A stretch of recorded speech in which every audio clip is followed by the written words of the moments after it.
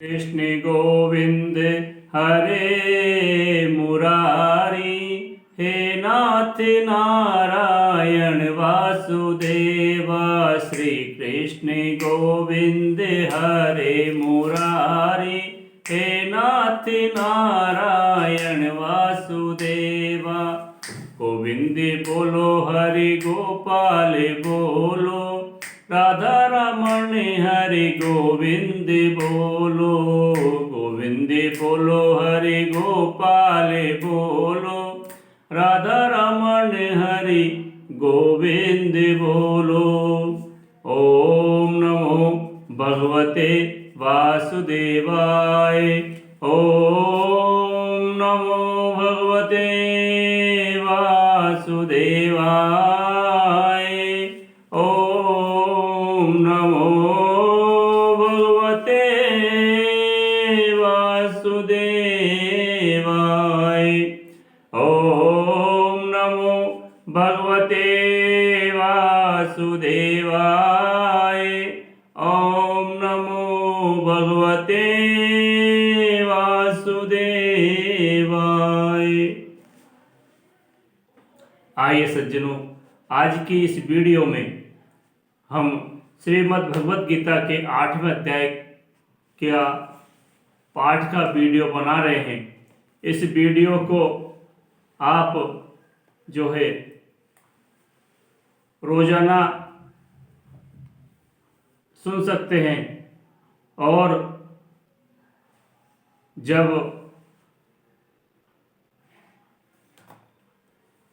आप रोजाना इस पाठ को सुन सकते हैं, अमावस 14 11 के दिन भी इस पाठ को सुन सकते हैं।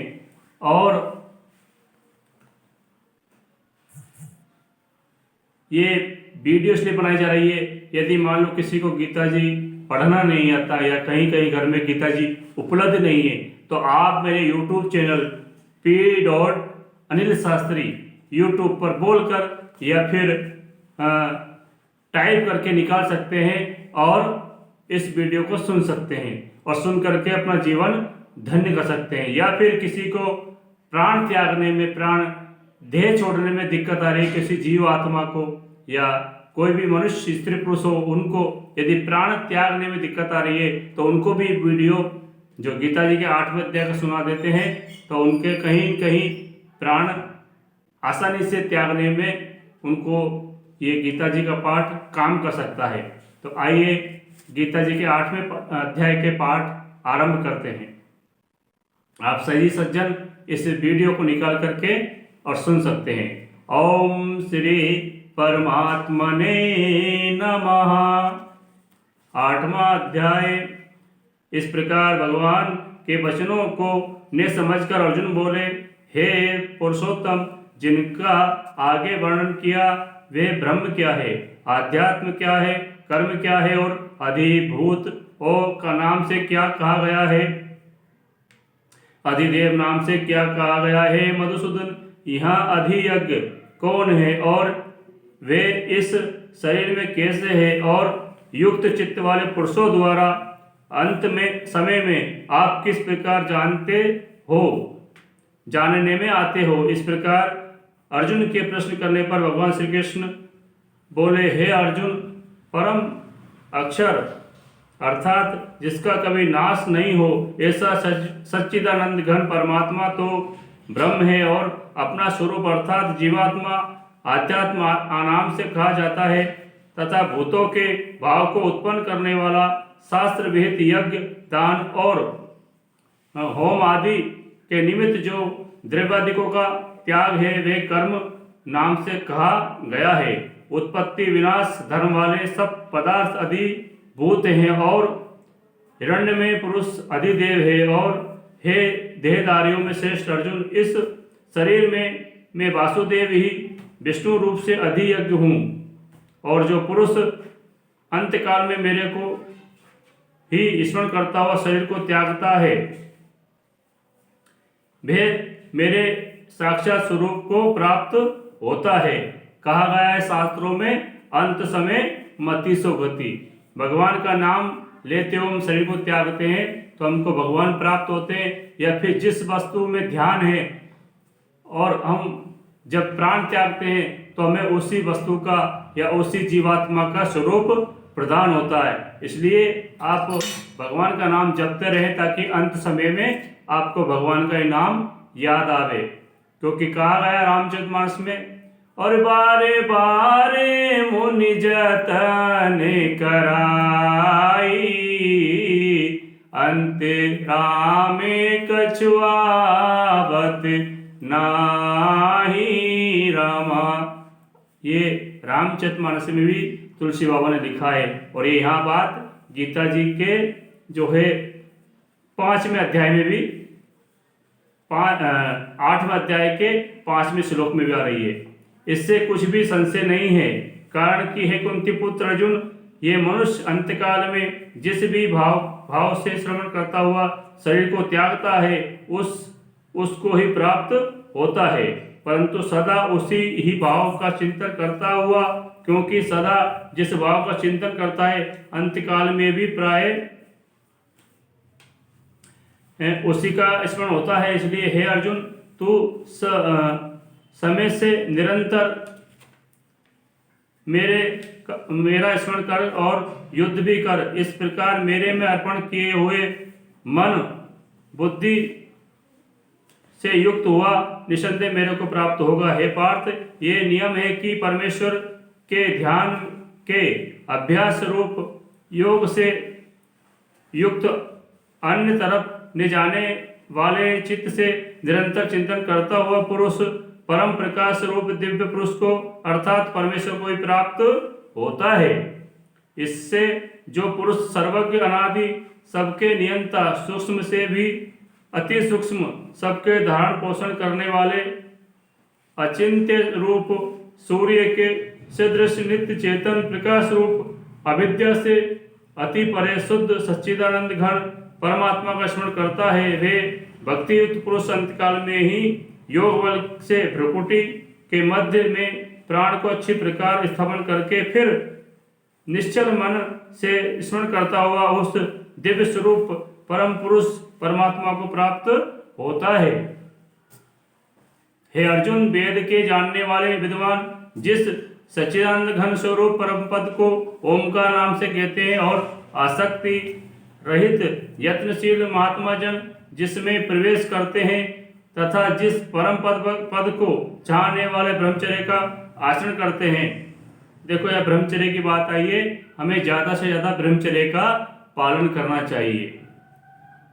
कुछ लोग कहते हैं कि खान पीन बिगड़ गया है, इससे इंसान की उम्र कम हो गई है, लेकिन खान पान के साथ साथ ब्रह्मचर्य का यदि पालन नहीं करते हैं तो इससे भी कहीं हमारी उम्र में घटोती आ जाती है, हमारी उम्र कम हो जाती है। क्योंकि ब्रह्मचर्य के पालन से आदमी अपनी उम्र को बढ़ा सकता है। उस परम पद को तेरे लिए संक्षेप में कहूंगा। हे अर्जुन, सब इंद्रियों के द्वारों को रोककर अर्थात इंद्रियों को विषयों से हटाकर और मन को हृदय में स्थित करके और अपने प्राण को मस्तक में स्थापन करके योग धारण में स्थित हुआ जो पुरुष ओम ऐसे इस एक अक्षर रूप ब्रह्म को उच्चारण करता हुआ और उसके अर्थ स्वरूप मेरे को चिंतन करता हुआ शरीर को त्याग कर जाता है, वे पुरुष परम गति को प्राप्त होता है। हे अर्जुन, जो पुरुष मेरे में अनन्य चित्त से स्थित हुआ सदा ही निरंतर मेरे को स्मरण करता है, वे निरंतर मेरे में युक्त हुए योगी के लिए मैं सुलभ हूं, अर्थात सेज ही प्राप्त हो जाता हूं। क्योंकि भगवान सरलता से प्राप्त होता है, क्योंकि नवदा भक्ति में भी भगवान ने ये बात कही है। और नवम सरल सब सल छन ही ना, मम भरोसे ही हर्ष नदीना। ये रामचरितमानस में नवदा भक्ति में तुलसीदास बाबा ने लिखा है। और यहाँ गीता जी में भी ये 8वें अध्याय के 14वें श्लोक में लिखा गया है। वे परम सिद्धि को प्राप्त हुए महात्मा जन मेरे को प्राप्त होकर दुख के स्थान रूप क्षण मंगूर पूर्वजन को नहीं प्राप्त होते हैं, क्योंकि हे अर्जुन, ब्रह्मलोक से लेकर सब लोग पुनरावृत्ति स्वभाव वाले, अर्थात जिनको प्राप्त होकर पीछा संसार में आना पड़े ऐसे हैं। परंतु हे कुंती पुत्र, मेरे को प्राप्त होकर उसका पुनर्जन्म नहीं होता है, क्योंकि मैं कालातीत हूँ और वह यह सब ब्रह्मादिकों के लोग काल करके अवधि वाले होने से अनंत हैं। हे अर्जुन, ब्रह्मा का जो एक दिन है उसको 1000 चौकड़ी युग तक अवधि वाला, और रात्रि को भी 1000 चौकड़ी युग तक अवधि वाला, जो पुरुष तत्व से जानते हैं, अर्थात काल करके अवधि वाला होने से ब्रह्मलोक को भी अनंत जानते हैं, वे योगीजन काल के तत्व को जानने वाले हैं। इसलिए वे ये भी जानते हैं कि संपूर्ण दृश्य मात्र भूतगण ब्रह्मा के दिन के प्रवेश काल में अव्यक्त के से, अर्थात ब्रह्मा के सूक्ष्म शरीर से उत्पन्न होते हैं, और ब्रह्मा की रात्रि के प्रवेश काल में उस अव्यक्त नामक ब्रह्मा के सूक्ष्म शरीर में ही ले होते हैं। वे ही यह भूत समुदाय उत्पन्न होकर प्रकृति के वश में हुआ रात्रि के प्रवेश काल में ले होता है, और दिन में प्रवेश काल में फिर उत्पन्न होता है। हे अर्जुन, इस प्रकार ब्रह्मा के 100 वर्ष पूर्ण होने से अपने लोक सहित ब्रह्मा भी शांत हो जाता है, परंतु उस अव्यक्त से भी अति परे दूसरा, अर्थात विलक्षण जो सनातन अव्यक्त भाव है, वे सच्चिदानंद घन पूर्ण ब्रह्म परमात्मा है। सब भूतों के नष्ट होने पर भी वे नष्ट नहीं होता है, जो वह अव्यक्त अक्षर ऐसे कहा गया है।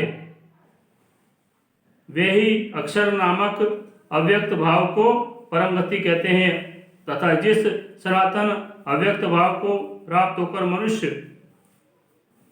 पीछे नहीं आते, वे मेरा परम धाम है। और हे पार्थ, जिस परमात्मा के अंतर्गत सर्वभूत और जिस सच्चिदानंद घन परमात्मा यह सब जगत परिपूर्ण है, वह सनातन अव्यक्त परम पुरुष अनन्य भक्ति से प्राप्त होने योग्य है। हे अर्जुन, जिस काल में शरीर त्याग कर गए हुए योगीजन पीछा ने आने वाली गति को और पीछा आने वाली गति को भी प्राप्त होते हैं, उस काल को अर्थात मार्ग को कहूँगा। तुम ध्यान देकर सुनो। उन दोनों प्रकार के मार्गों में से जिस मार्ग में ज्योतिर्मय अग्नि अभिमानी देवता है और जिनका दिन का अभिमानी देवता है, वे शुक्ल पक्ष का अभिमानी देवता है और उत्तरायण के 6 महीने का अभिमानी देवता है, उस मार्ग में मरकर गए हुए ब्रह्मवेत्ता अर्थात परमेश्वर की उपासना से परमेश्वर को परोक्ष भाव से जानने वाले योगीजन उपरोक्त देवताओं द्वारा क्रम से ले गए हुए ब्रह्म को प्राप्त हुए हैं। जिस मार्ग में धूमाभिमानी देवता है और रात्रि अभिमानी देवता है वह, तथा कृष्ण पक्ष का अभिमानी देवता है, वे दक्षिणायन के 6 महीनों का अभिमानी देवता है। उस मार्ग में मरकर गया हुआ सकाम कर्मयोगी उपरोक्त देवताओं द्वारा क्रम में ले गया हुआ चंद्रमा की ज्योति को प्राप्त होकर स्वर्ग में अपने शुभ कर्मों का फल भोगकर पीछा मृत्युलोक में आ जाता है। क्योंकि जगत के ये 2 प्रकार के शुक्ल और कृष्ण अर्थात देवयान और पितृयान मार्ग सनातन माने गए हैं। इनमें एक के द्वारा गया हुआ पीछा ने आने वाली परम गति को प्राप्त होता है और दूसरे द्वारा गया हुआ पीछा आता है, अर्थात जन्म मृत्यु को प्राप्त होता है। हे पार्थ, इस प्रकार इन दोनों मार्गों को तत्व से जानता हुआ कोई भी योगी मोहित नहीं होता है, अर्थात फिर वह निष्काम भाव से ही साधन करता है, कामनाओं में नहीं फंसता। इस कारण है अर्जुन, तू सब काल में समत्व बुद्धि रूप योग से युक्त हो, अर्थात निरंतर मेरी प्राप्ति के लिए साधन करने वाला हो। क्योंकि योगी पुरुष इस रेस को तत्व से जानकर वेदों के पढ़ने में तथा यज्ञ तप और दानादिकों के करने में जो पुण्य फल कहा है उस सब को निसंदेह उल्लंघन कर जाता है और सनातन परम पद को प्राप्त होता है। इति श्री श्रीमद् भागवत गीता रूपी उपनिषद एवं ब्रह्म विद्या तथा योग शास्त्र विषयक श्री कृष्ण और अर्जुन के संवाद में अक्षर ब्रह्म योग नामक 8वां अध्याय समाप्त। बोलो कृष्ण कन्हैया लाल की जय, सांवरिया सेठ की जय। आइए गीता जी की आरती। ओम जय भगवत गीते मैया जय भगवत गीते, हरि कमल बिहारिणी हरि कमल बिहारिणी सुंदर सुपुनीते। ओम जय भगवत गीते, कर्म सुमर्म प्रकाशिनी कामा शक्ति हरा मैया कामा शक्ति हरा, तत्व ज्ञान विकासिनी विद्या ब्रह्म परा। ओम जय भगवत गीते, निश्चल भक्ति विदायिनी निर्मल मलहारी हो मैया निर्मल मलहारी, शरण रहस्य प्रदायिनी शरण रहस्य प्रदायिनी सब विधि सुखकारी। ओम जय भगवत गीते, राग द्वेष विदारिणी कारिणी मोदि सदा हो मैया कारिणी मोदि सदा, भव भय हारिणी तारिणी भव भय हारिणी तारिणी परमानंद प्रदा। ओम जय भगवत गीते, आसुर भाव विनाशिनी नासिनी तम रजनी हो मैया नासिनी तम रजनी, देवी सद्गुण दायिनी देवी सद्गुण दायिनी हरि रसिका सजनी। ओम जय भगवत गीते, सकल शास्त्र की समता त्याग सिखाविनी हरिमुख की वाणी मैया हरिमुख की वाणी, सकल शास्त्र की स्वामिनी श्रुतियों की रानी। ओम जय भगवत गीते, दया सुधा बरसाविनी मात कृपा कीजे ओ मात कृपा कीजे, हरिपद प्रेम दान कर हरिपद प्रेम दान कर अपनों कर लीजे। ओम जय भगवत गीते, बोले कृष्ण कन्हैया लाल की जय।